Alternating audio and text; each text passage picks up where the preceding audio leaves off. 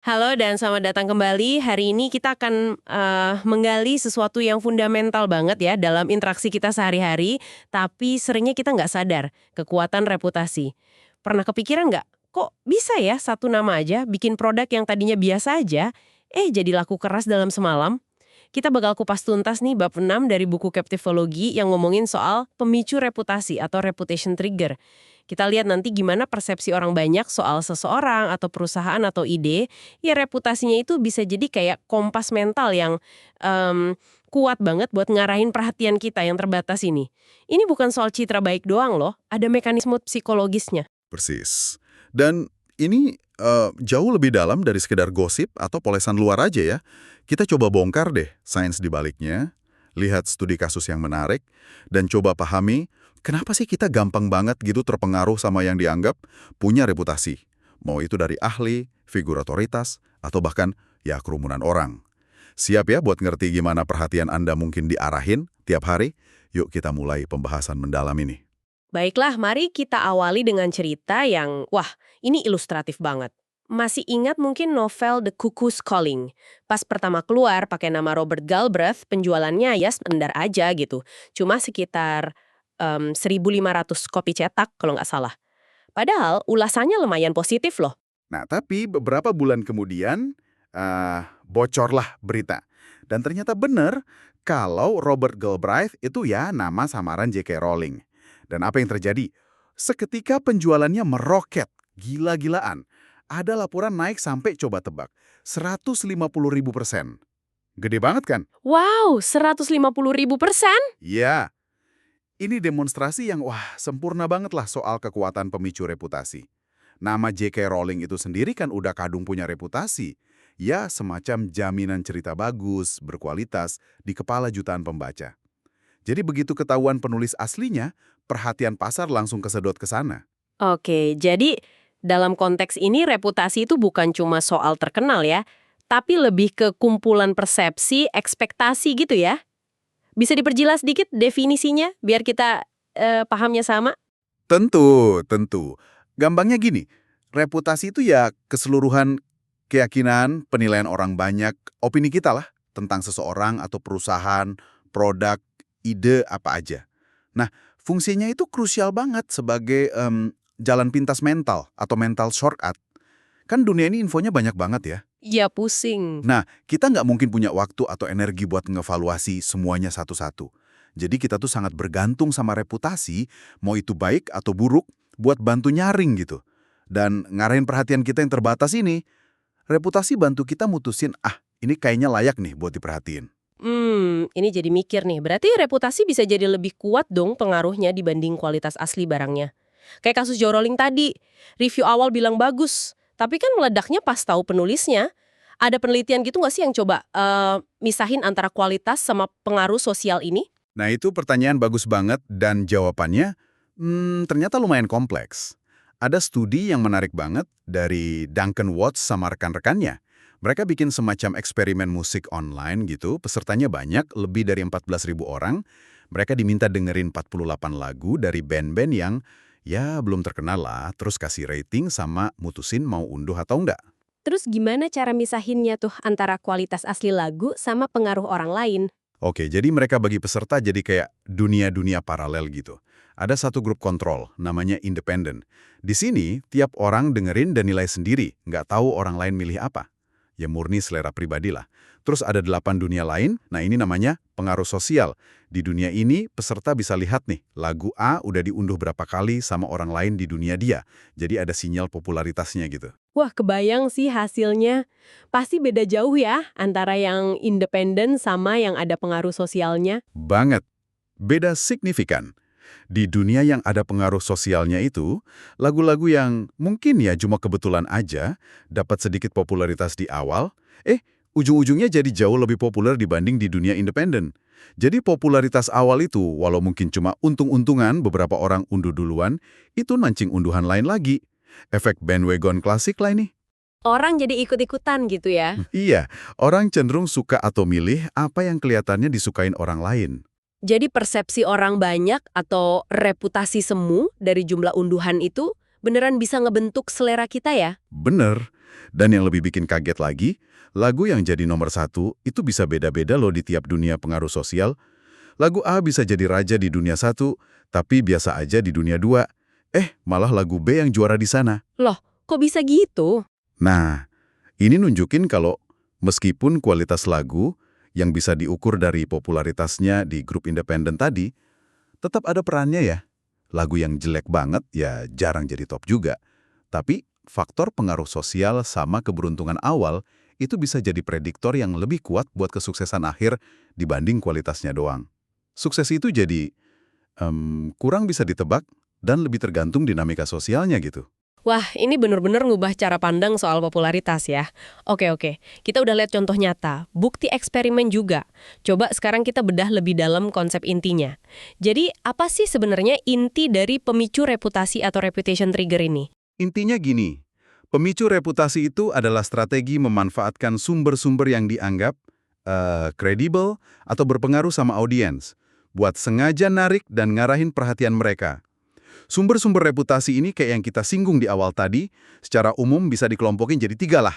Para ahli, experts, figur otoritas, authority figures, sama kerumunan the crowd. Sedikit aja dukungan atau validasi dari salah satu sumber ini, itu bisa memicu efek bola salju perhatian yang lumayan gede. Kenapa ya?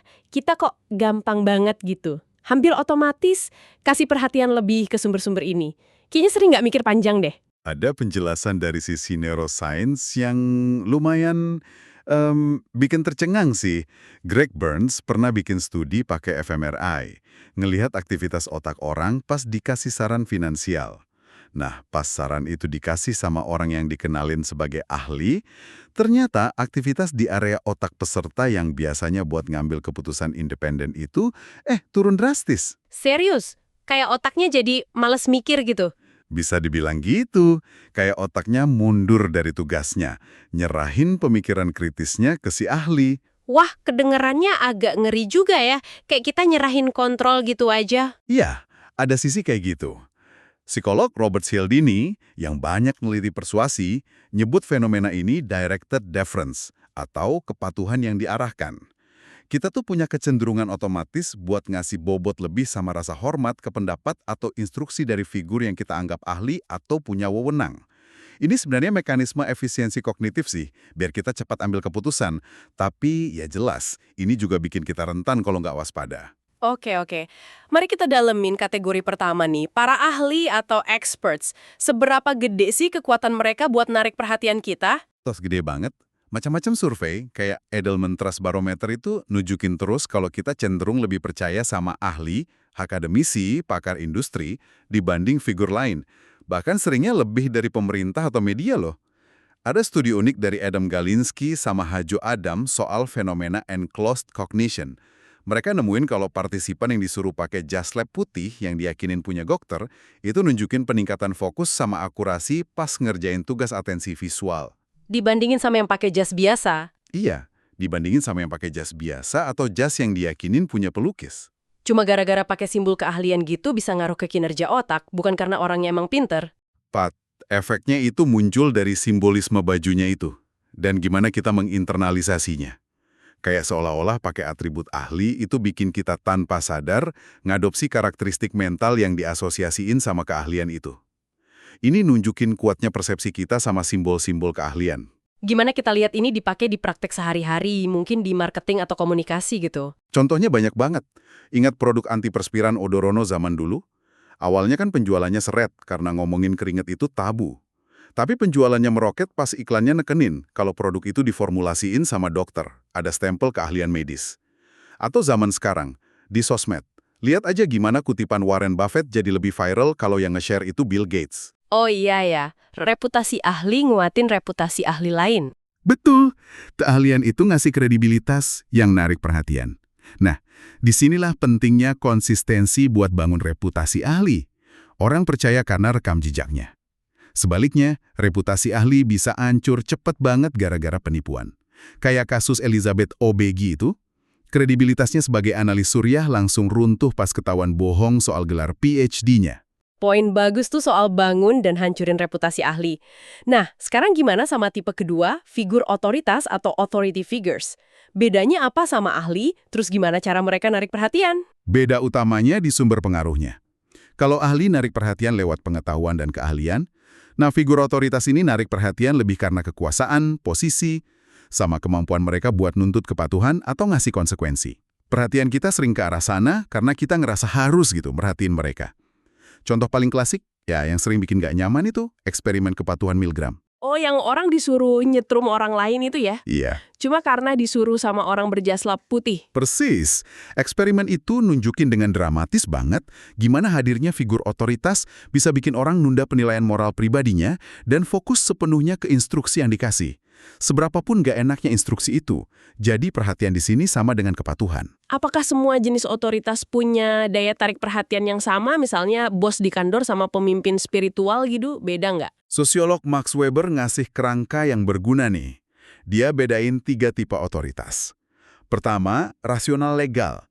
Basisnya aturan formal sama jabatan, kayak presiden, CEO, polisi. Kedua, tradisional. Basisnya adat istiadat, warisan, kayak raja, tetua adat. Ketiga, karismatik. Nah, ini sumbernya dari kualitas pribadi orangnya yang luar biasa, daya tarik, kepahlawanan, visi yang inspiratif.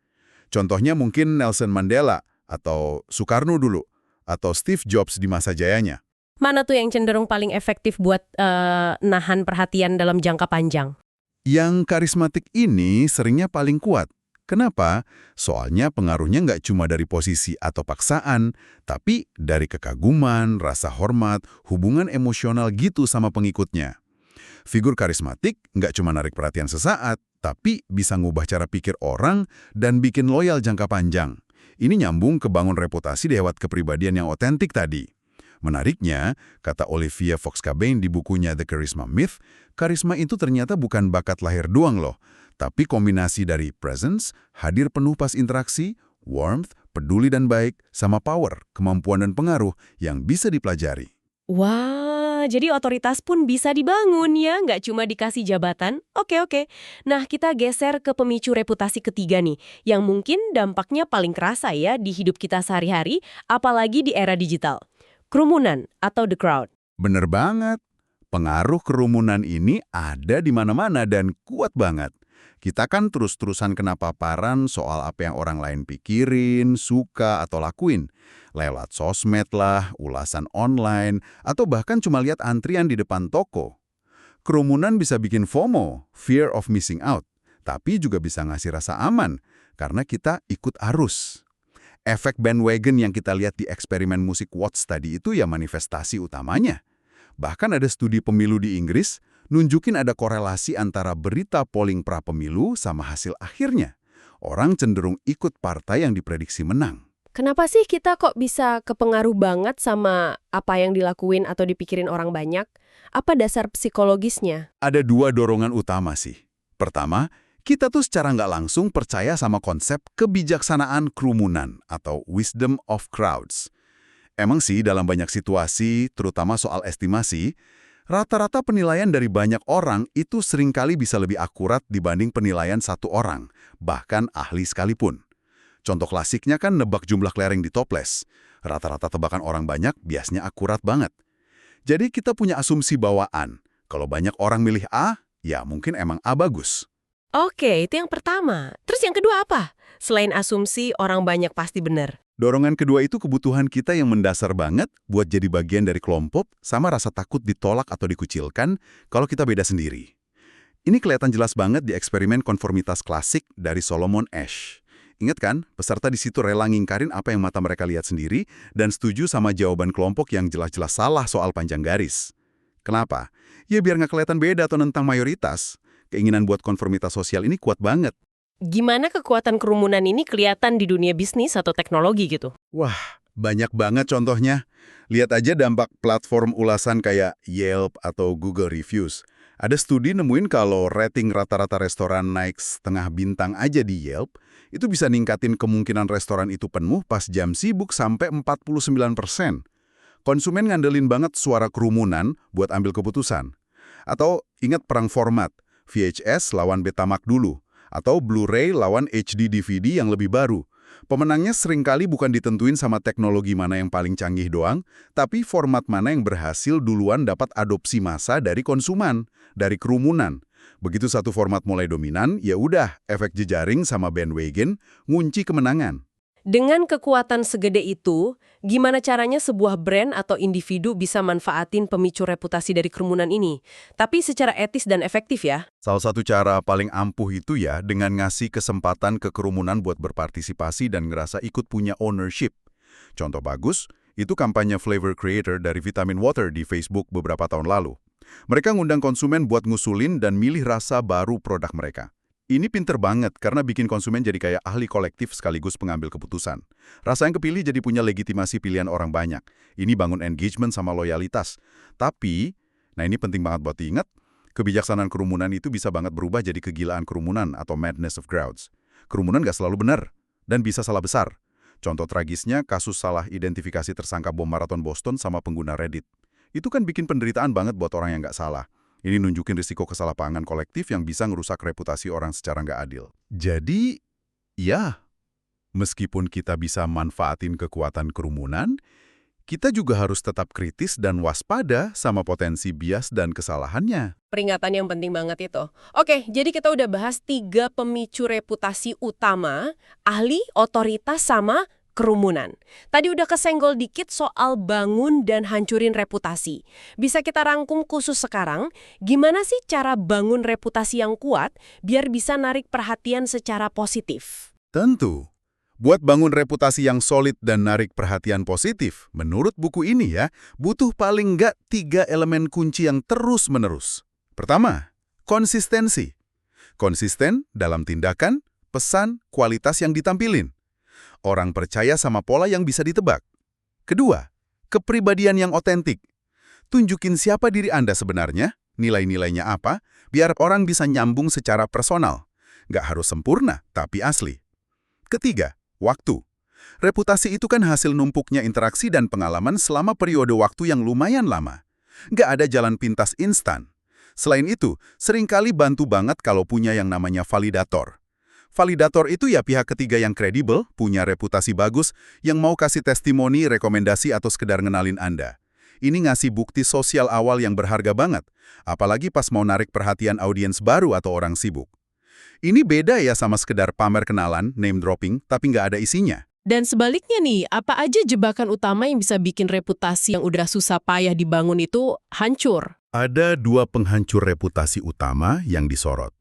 Yang pertama dan paling fatal itu penipuan. Jadi pas Anda sengaja bohong atau malsuin info penting soal kualifikasi, pencapaian, data, atau fakta lain, kayak kasus OBI tadi. Di era transparan kayak sekarang, bohong itu cenderung lebih gampang kebongkar. Dan dampaknya bisa rusak banget, permanen. Kalau emang salah atau gagal, respon terbaik hampir selalu ya minta maaf yang cepat, tulus, transparan, terus diikutin tindakan perbaikan yang nyata. Penghancur kedua, itu kesalahpahaman. Nah, ini pas reputasi Anda diserang atau dirusak sama info yang nggak benar atau interpretasi yang keliru. Kayak contoh, salah tuduh sama kerumunan tadi. Ini bisa bikin frustrasi banget.